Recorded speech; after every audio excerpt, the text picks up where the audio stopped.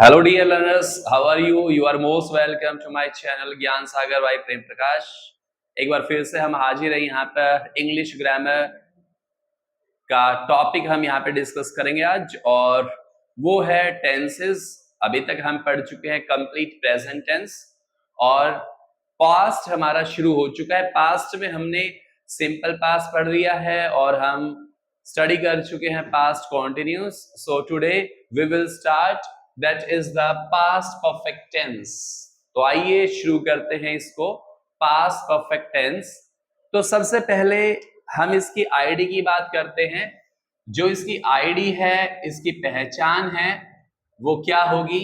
मतलब एक एक्शन है और वो एक्शन पास्ट में ही शुरू हुआ था और पास्ट में ही कंप्लीट हो चुका। It means an action which वो started in past and which has been already ended in the past. In that case we will use past perfect tense. अगर हिंदी में बात करें तो इसकी थोड़ी पहचान समझना। जिन वाक्यों के अंत में अगर ये आ जाए चुका था, चुके थे, चुके थे, चुकी थी,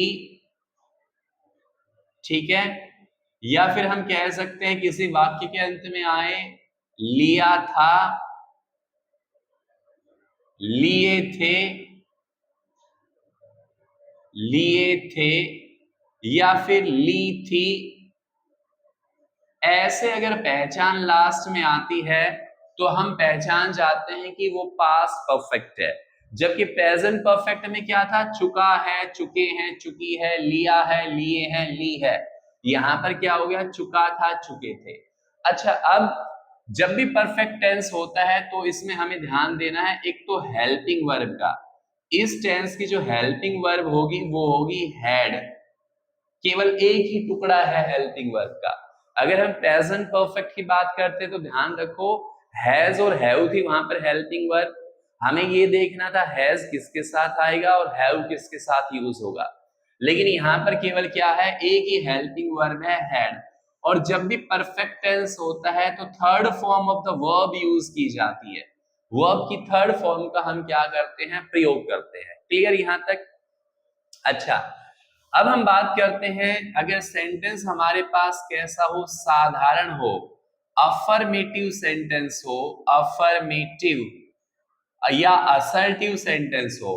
तो देखो, हमने इतने टेंस पढ़े हैं, इतने पार्ट पढ़े हैं, जहां तक मैं समझता हूं अब आपके टिप्स पे स्ट्रक्चर हो गया होगा, फॉर्मेशन हो गई होगी। तो यहाँ पे जो स्ट्रक्चर होगा वो क्या होगा? Subject plus helping verb plus verb की थर्ड फॉर्म और प्लस ऑब्जेक्ट। क्लियर? अब एक सेंटेंस यहां पे मैं लिख रहा हूं, वे मैच जीत चुके थे, जीत चुके थे, वे मैच जीत चुके थे। इस सेंटेंस को मैं ऐसे भी तो कह सकता हूं, उन्होंने मैच जीत लिया था, वे मैच जीत चुके थे। अर्थात ये टेंस जो हमारा हो गया वो हो गया पास्ट परफेक्ट। मैं बार बार कहता हूं, सबसे पहले वर्ब ढूंढो। वर्ब क्या है? जीत।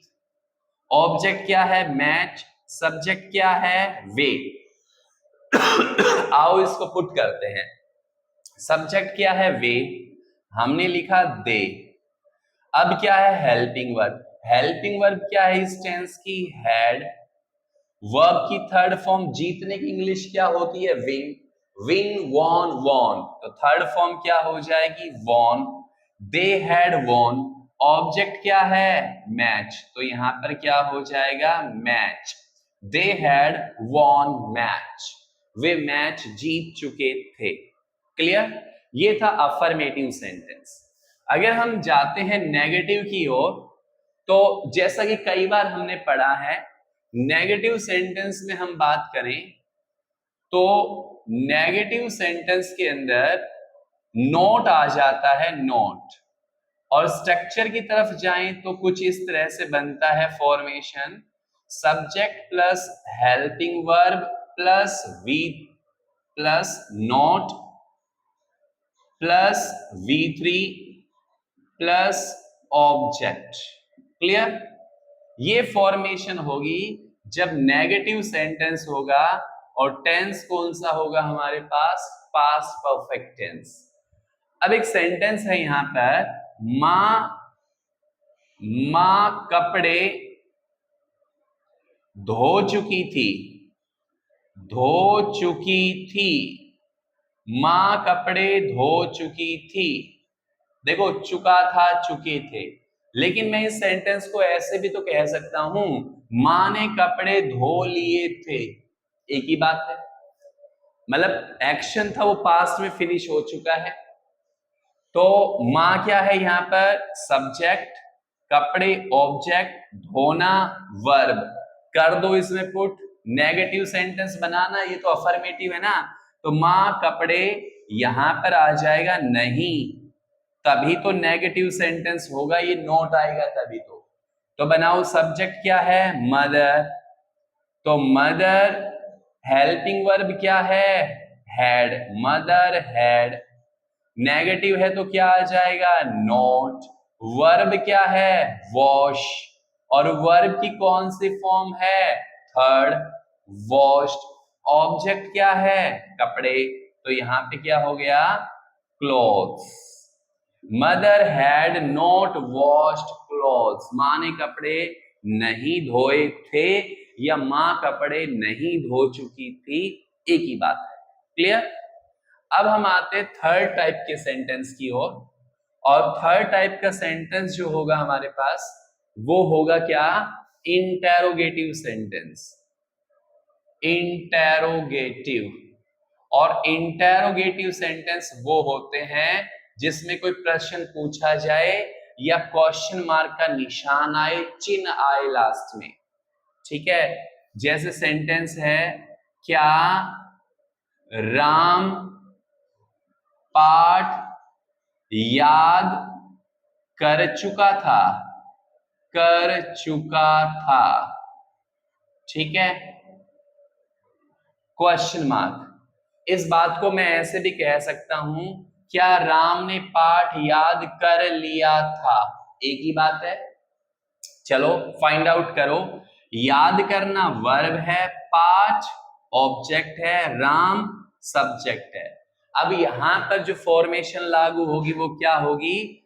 Helping verb plus subject plus V3 plus object plus question mark.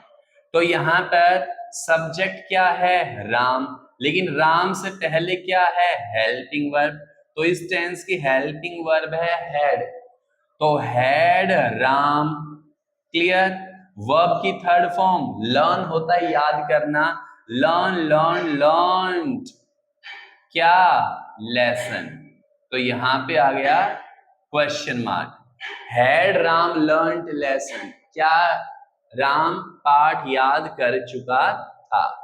अब आते हैं इसके लास्ट पार्ट में, और लास्ट पार्ट जो हमारे पास होगा वो होगा इंटेरोगेटिव में नेगेटिव। इंटेरोगेटिव नेगेटिव सेंटेंस, और इंटेरोगेटिव नेगेटिव में साइन ऑफ इंटेरोगेशन तो आता ही है, साथ में नोट भी होता है। तो ध्यान करो, मैंने कहा था जब हेल्पिंग वर्ब के दो टुकड़े हो तो नोट हमेशा सब्जेक्ट के बाद जाएगा, तो इसकी फॉर्मेशन होगी helping verb plus subject plus not plus V3 plus object plus question mark.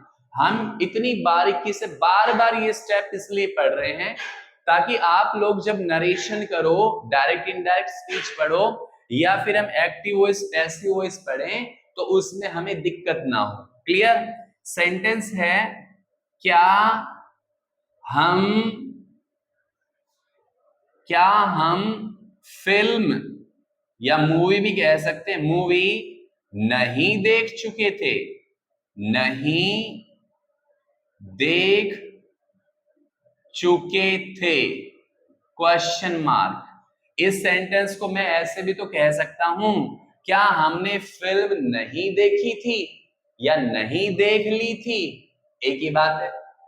तो यहाँ पे हम क्या है, सब्जेक्ट, मूवी क्या है, ऑब्जेक्ट, देखना क्या है, वर्ब, पुट करो, क्या हो जाएगा, हेल्पिंग वर्ब क्या है, हैड, सब्जेक्ट क्या है, वी, फिर क्या है, not, had we not, verb की थर्ड फॉर्म है वॉच्ड, क्या, फिल्म या मूवी, और question mark, had we not watched film, ये हो गया इंटेरोगेटिव नेगेटिव। क्लियर यहां तक? अगर हम इसके यूजेस की बात करें तो मैं फिर से आपको बता रहा हूं, express an action that start before a certain point of time in the past but continue till the present moment, that is called past perfect tense। Past में कोई एक्शन शुरू हुआ था भूतकाल में और वो पास्ट में ही क्या हो गया, फिनिश हो गया, तो ऐसी स्थिति में हम यूज करेंगे पास्ट परफेक्ट टेंस। अब इसका एक आखिरी पार्ट बच गया है, past perfect continuous, that will be discussed on later on classes, so be connected to my channel, subscribe channel, share and like. Thank you, have a nice day.